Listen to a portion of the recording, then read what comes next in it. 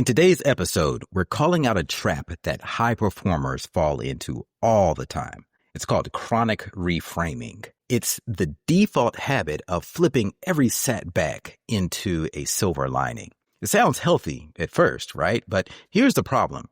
When everything gets reframed, nothing gets felt. And that can quietly kill your emotional clarity and stunt your growth. So today we're going to break down how to spot when positivity and optimism becomes a mask and how to balance reframing with real, raw presence. This isn't just theory.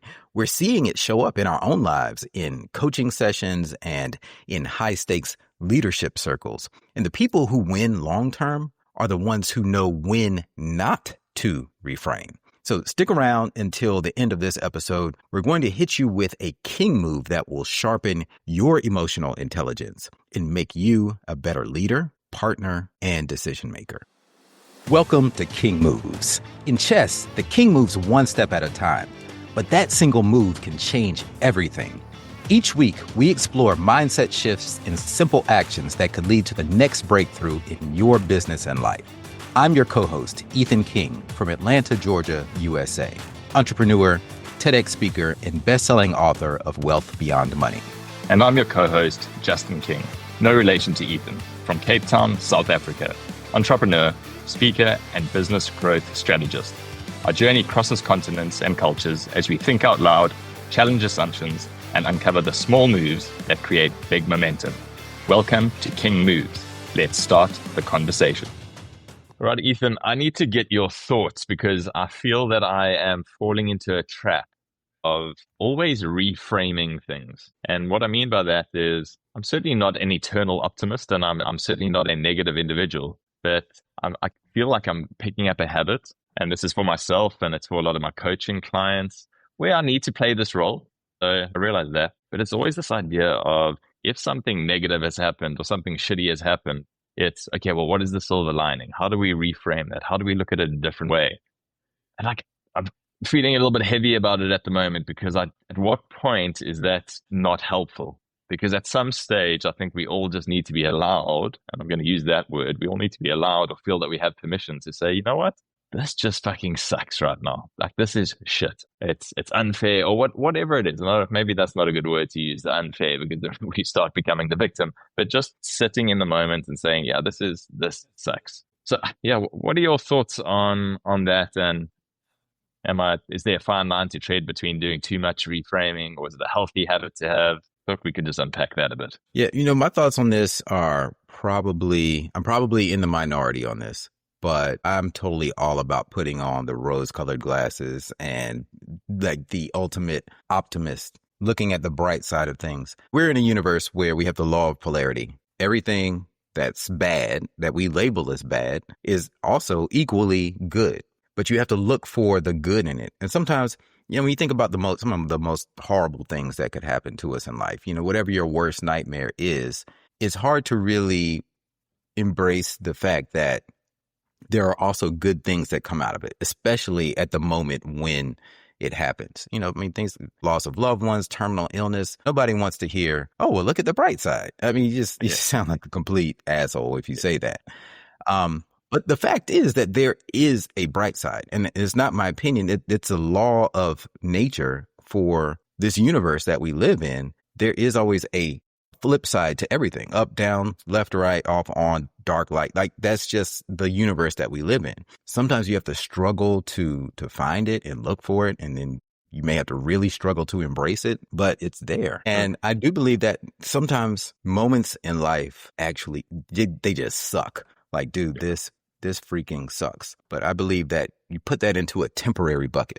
This sucks right now, but I'm going to get past it. Every storm passes at some point. You just have to endure and know that this is just temporary. Pain is temporary, and that there is a bright side to this when I come through on the other side. So we need to be careful about embracing the sucky parts for too long and thinking of them as permanent. And I'm reading this book right now called Reality Transurfing, which is an amazing book. It's very long.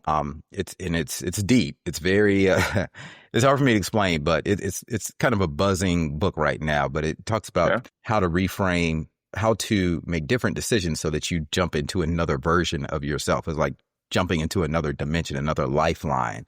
So I know that may sound a bit woo-woo for some people listening, but there are parts in the book that are very fascinating, I think, for everyone, because it's a very long book. It's like 36 hours on Audible, and I think that the print version is 700 pages. But this part I was listening to last night, he talks about why the rich get richer and the poor get poorer. And it's because we have a fixed mindset. And if you're poor and you're struggling and you say, oh, well, this is just the way life is, then life is going to continue to be like that for you, for the majority of people. And if you're living a wealthy life, an abundant life, and, you know, you're flying first class everywhere, and you have great vacations and a great lifestyle, and you're like, well, this is how life is, you're going to subconsciously continue to perpetuate that life. So that's why the phrase exists. It's all got to do with our mindset. And every now and then people break free from a mindset. We hear about these outliers that were born in horrible circumstances, poverty, abuse, all kinds of things, but they break out of that mold and into a wealthy lifestyle. And I believe anyone has the power to do that, but you got to reframe how you look at things that happen to us. It's not about life being fair or not. It's how you react to situations. And I think we have the power on how we react. Yeah, it goes back to what we spoke about in one of the fairly recent past episodes around trauma is basically based on the meaning that we assign to that which has happened to us previously. So very, very similar. And what you said now that really jumps out at me, it's the moment thing. So it's temporary. So yes, the moments may suck, but if we stack all those moments together, you then get to choose to try and be as positive or reframe how we can come out on the other side, or what we are going to take from this. I suppose I'm just very, very aware at the moment. There's a line that Simon Sinek has, which I love, and it's he says, "Give people the honor of just sitting in the mud with you," and that means that people can open up and share with you. I mean, you can open up and you can share with somebody, and then give them the honor of just sitting in the mud with you. But meaning, just let them listen and let them hold that space, let them hold that sucky moment with you. What's difficult though is when you share that tough moment, is that if that other person is always trying to reframe every single moment, or always trying to say, well, look on the bright side. So I think we've got a responsibility to not let somebody dwell. So I'm thinking and us for ourselves, we must choose not to dwell and let's say, let's not create a streak of these sucky moments and stack too many of them, because that becomes a habit, I suppose. That becomes habitual and becomes a trap that we get sucked into, or a place that we get stuck. But just being allowed to say, man, this isn't great at the moment. That's okay. That's okay. Like today, you know what? Today's been hard, and it's been a tough one. But if we kind of zoom out and then we look at the week as a whole, we can say, yeah, that Wednesday, that wasn't a great day. But if I look at the week as a whole, no, not too bad. There were some good wins in there, some losses as well, but there were some good wins in there at the same time. Yeah, it's about zooming out. And I think there's a distinction between what we say to ourselves in our own minds and how we are being there for someone else who may be going through a sucky time. And I think we need to be mindful of that. Well, we do need to be supportive in our own minds, but we also need to sit with ourselves and be like, it's okay for life to suck at times. But I believe you should remind yourself that it's temporary. But if you're consoling someone else, nobody wants to hear that shit about, if you're going through something bad, nobody wants to hear. Exactly. Look at the bright side. It'll get better. And just if you care about somebody, just sit with them and just listen. Yeah. And I've had to learn that myself, because you don't want to be a total dick, and you don't want to seem condescending or patronizing. There's just really no good way about it. If someone is going through something tough, just let them vent, let them get it out, and just listen and just be there. And don't try to reframe the situation. The late Trevor Moe would really summarized it all really well. And he was a performance coach, worked with a lot of NFL athletes, and he was the one. I'm sure, I don't know if we've mentioned it on this podcast before, so everybody who's listening, forgive me if I have, but he is the individual that spoke about a neutral mindset, positive mindset, and there's one other option we have, which I thought is genius, because did I say neutral or did I say negative? Negative mindset. So I gave it away. I already gave away the joke, but he speaks about a negative mindset, a positive mindset, and then the third option is the neutral mindset. And what he means by that is, when you get into this negative frame of thought, one thing we know about it is that it works 100% of the time. So you just get caught in that cycle, and you're going to get, just like you said earlier, you're going to get those negative results. The difficulty is when somebody's in that, they think, or for us to say to them that your only other option is to be positive. Man, that's a long stretch. That is miles away. So I've just got divorced, or I've just lost a loved one, and you're telling me to be positive? That doesn't work. And likewise, if we spend too much time being positive and we try to be positive about absolutely everything, it can also lead us to make some incorrect decisions. Like if we just I'm just going to be ultra positive about this and I'm going to make that decision, and then we essentially just living our lives with all our fingers and toes crossed, believing that it's going to be okay, but it doesn't always. So it can blow those decisions. So he took it back to saying, whatever moment you're in, have a neutral mindset. And that's about what information, what data do you have in the moment, and make the best decision you can, or decide what is my next best step in this moment.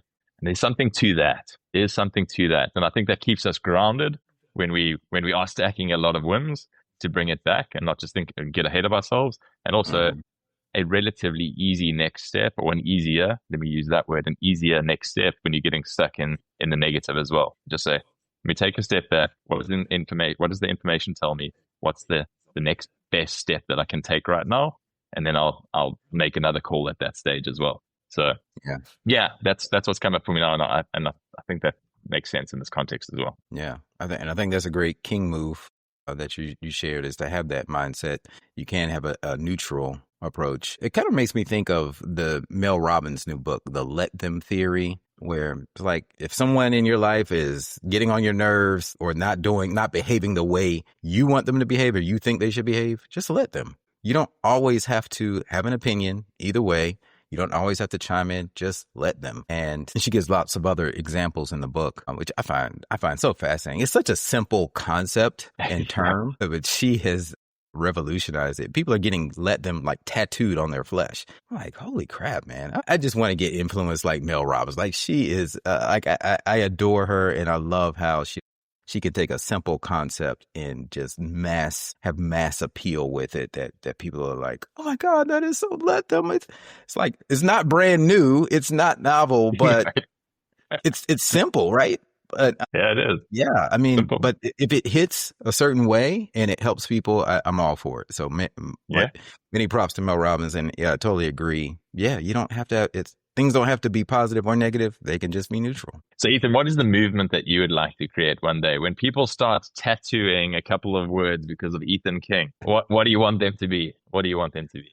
It's right. Let me give that some thought. In fact, that would probably be a good conversation for another episode, because I've actually been thinking about that. That's something that, I have a story around that too. So you have to tune in to the next episode to find out. That's a great little cliffhanger that you've just added into this episode. I like it. Smart man.